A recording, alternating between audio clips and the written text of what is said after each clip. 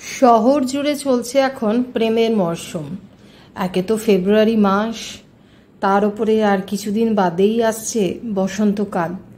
বসন্ত মানেই তো প্রেমের ঋতু বা ঋতুরাজ। তো এরকম একটা সুন্দর মুহূর্তে চলুন আমাদের বিষয়ে কিছু আলোচনা করি। হ্যাঁ, আর আমি যাচ্ছি আমাদেরই যেখানে থাকি হোটেলে, উড়িষ্যার কানিহাতে। সেখান থেকে কিছুটা দূরে, মানে মিনিট 15-20 দূরে এক সুন্দর মন্দিরই এখানে প্রচুর আছে, তাই মন্দির দেখতে আসি। এখন এই বয়সে এসে মন্দির দেখতে আমার বেশ ভালো লাগে। তো এটা একটি মহাদেবের মন্দির দেখতে দেখতেই কিছু বিষয়ে কথা বলি। আমরা যখন ছোট ছিলাম তখন এই সমস্ত Valentine's day, rose day, chocolate day এসব ছিল না, বা থাকলেও আমরা জানতাম না। আমাদের কাছে প্রেমের দিন ছিল সরস্বতী পুজো। সেই সরস্বতী পুজোকে ঘিরে আমাদের ছিল উন্মাদনা। খুব ছোট বয়সেই বলুন, যখন আমরা স্কুল কলেজে পড়াশোনা করেছি তখন আমাদের মধ্যে প্রেম বিষয়টা ছিল একটা নিষ্পাপ ব্যাপার। তখন কিন্তু এই এখনকার মতন শরীর নির্ভর প্রেম ছিল না। সবাইকে বলছি না, এখন যেরকম দেখি আর কি, বিষয়গুলো যতটা অ্যাভেলেবেল হয়ে গেছে, আমাদের সময় সেটা ছিল না।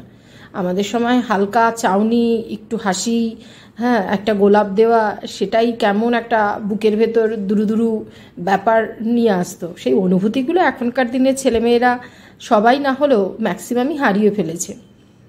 তো আমরা যখন পড়াশোনা করতাম বা ছোট ছিলাম, সবে থেকে কিশোর কিশোরী বয়স আর কি, যখন মনে প্রাণে শরীরে এই অনুভূতিগুলো আসে, সেই সময় আমি তো বরাবরই স্কুলে, গার্লস স্কুল, উমেন্স কলেজে পড়াশোনা করেছি, তাই ছেলেদের সাথে সেভাবে কোথায় মেলামেশা করতে পারতাম না। আমার বাড়ি থেকে সেরকম বাধা ছিল না। আমার বাবা যেহেতু একজন ডিফেন্স পার্সন ছিল, উনি খুবই উদার মনের মানুষ ছিলেন, তাই কখনো ছেলে মেয়ে মেলামেশা করলে খারাপ হয়ে যায় এই ধ্যান ধারণাতেই ছিলেন না। তো টিউশন ব্যাচগুলোই ছিল এর একমাত্র মানে আর কি জায়গা, যেখানে গিয়ে আমরা অন্য স্কুলের ছেলেরাও সেখানে পড়তে আসতো, মেয়েরাও পড়তে আসতো। সেখানে একটা এরকম মিষ্টি মিষ্টি সম্পর্ক তৈরি হতো, কিন্তু সেই সম্পর্কের বার বেশি দূর ছিল না। ওই যে বললাম, তাকানো, গ্রিটিংস কার্ড দেওয়া, গোলাপ দেওয়ার মধ্যেই সীমাবদ্ধ। অন্তত আমার সেটুকুনি জানা আছে, জানি না সেই যুগেও ব্যতিক্রমী কেউ কেউ ছিল হয়তো। আমি আমাদের অনুভূতি বা আমাদের বন্ধুবান্ধবরা কী করতাম সেটাই বলছি।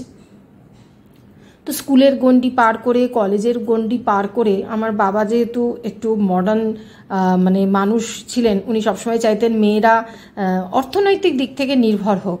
সেই কারণে জেনারেল লাইনে পড়াশোনার পাশাপাশি টেকনিক্যালি লাইনে আর কি পড়াশোনা আমাকে করিয়েছিল, এবং সেখানে গিয়েই এই বর্তমানে আমার যে হাজব্যান্ড, তার সাথে আমার পরিচয় হয়।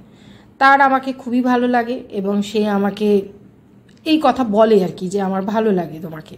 তো আমার তখন গ্র্যাজুয়েশন কমপ্লিট হয়ে গেছে, আমি তখন এখানে পড়াশোনা করছি, মানে টেকনিক্যালি লাইনে পড়াশোনা করছি, প্লাস আমার MA তখন চলছে।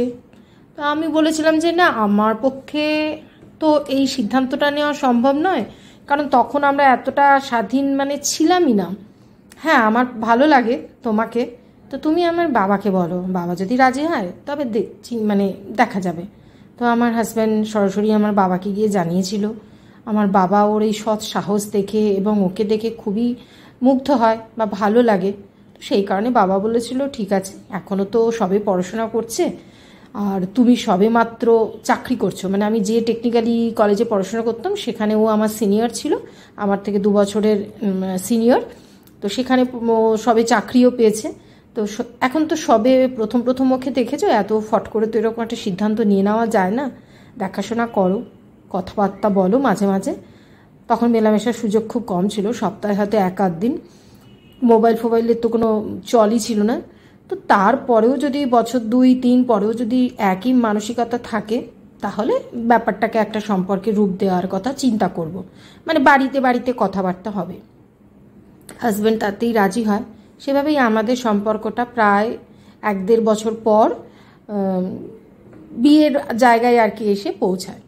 কিন্তু সেই সময় কিন্তু একটা মেয়েকে সে কতটা কোয়ালিফাইড, সে কতটা যোগ্য পাত্রী, সেই হিসেবে বিচার করা হতো না।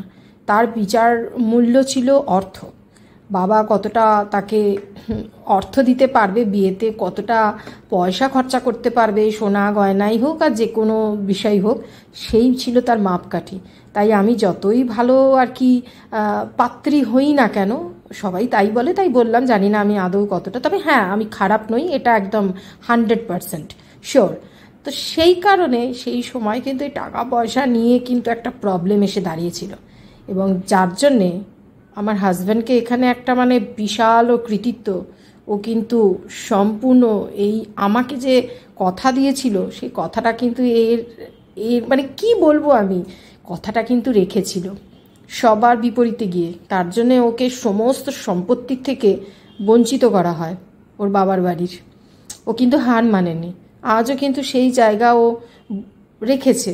এই হিসেবে আমি সত্যি খুব লাকি এমনই একজন ভদ্র সভ্য মানুষকে নিজের জীবনসঙ্গী পেয়ে। সত্যি মানুষটা খুবই ভালো।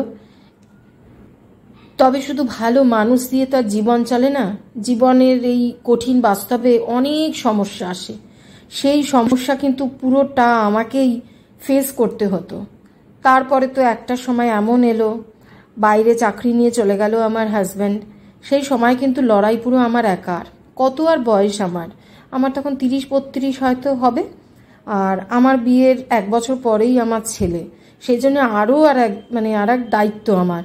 তবে আমি কিন্তু আমার দায়িত্বকে একদম প্রতিটি মানে জায়গা কিন্তু সঠিকভাবে পালন করেছি।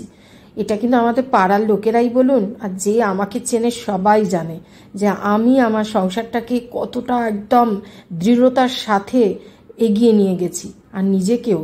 কারণ ওই সিচুয়েশনে যেখানে হাজব্যান্ড বাইরে রাজ্যে চাকরি করে আর আমার বয়স তো তখন একটু কম, তখন কিন্তু আমাকে অনেক নজরে দেখতো আর কি, মানে অনেক সুযোগ নেওয়ার চেষ্টা করতো। সেই জন্য না আমি আমার চারপাশে একটা কঠিন বলয় তৈরি করেছিলাম। অনেকে জানে আমি খুব ব্রুট, আমি খুব রাগী, আমি খুব বদমেজাজি।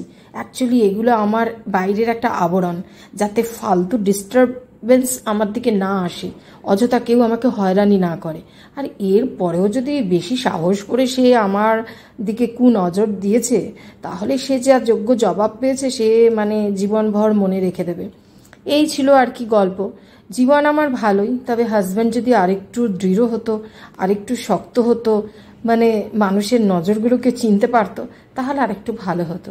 যাকে এইরকম ভালো হয়ে মন্দ হয়ে রাগে অভিমানে আমার জীবন চলছে। 26 বছর আর কিছুদিন বাদেই 4 মার্চে পূর্ণ হবে। ভালো থেকো বন্ধুরা সবাই তোমরা, দেখা হবে পরের ভিডিও।